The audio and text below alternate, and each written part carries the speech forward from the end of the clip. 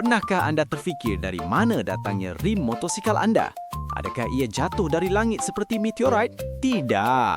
Ia bermula di sini, di kilang Pakistan ini di mana logam biasa-biasa akan melalui transformasi yang lebih dramatik daripada perubahan status relationship anda di Facebook.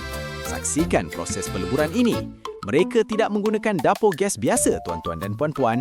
Ini adalah api bersuhu panas di atas 600 darjah Celsius. Bayangkan kepanasannya. Percayalah, cukup untuk mencairkan lemak-lemak degil di perut kita jika kita berdiri berhampiran. Ini bukan memasak mi segera. Ini macam memasak kari daging di kenduri kawin versi industri berat. Hanya yang kental sahaja mampu bertahan.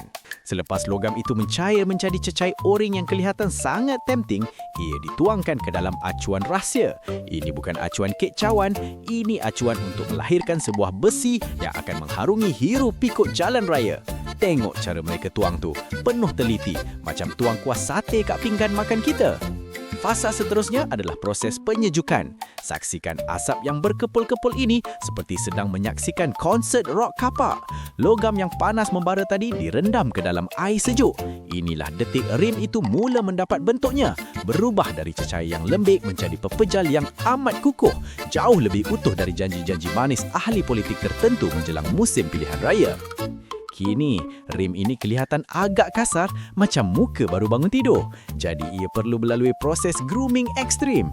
Mesin pelarik gegasi ini tidak kenal erti belas kasihan. Ia memotong dan membuang bahagian logam yang tidak diperlukan. Proses ini sangat memuaskan untuk ditonton. Tengok macam mana logam tu dipotong dengan mudah. Rasanya macam memotong kawan-kawan toksik dari senarai hidupnya. Hanya tinggalkan yang terbaik sahaja. Seterusnya, masanya untuk membuat lubang. Bukan lubang sebarang lubang, tuan-tuan dan puan-puan, tetapi lubang yang akan menyatukan rim ini dengan motosikal anda. Selepas itu, sesi spa. Rim-rim ini dimandikan dalam tangki cecair kimia. Pekerja-pekerja ini menggosok, meratakan dan memfail setiap inci dengan dedikasi seorang artis menyiapkan karya agungnya. Tapi tunggu, masih belum siap tuan-tuan dan puan-puan. Rim ini belum cukup kacak lagi. Ia dimasukkan ke dalam mesin sandblasting di mana ia dihujani berjuta-juta logam bulat kecil untuk mendapatkan permukaan yang licin dan sekata.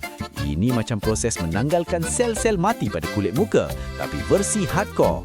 Lihatlah hasilnya. Tak kalah saing dengan glowing kulit pelakon drama Dracin, jutawan yang menyamar menjadi kuli bangunan dan rupa-rupanya kaya tajir melintir. Dengan hanya menonton iklannya, tuan-tuan dan puan-puan pasti akan terjebak menonton sampai episod akhir. Pengalaman dari orang yang sudah terkena. Kini kita saksikan Magic Machine CNC atau nama penuhnya Computer Numerical Control.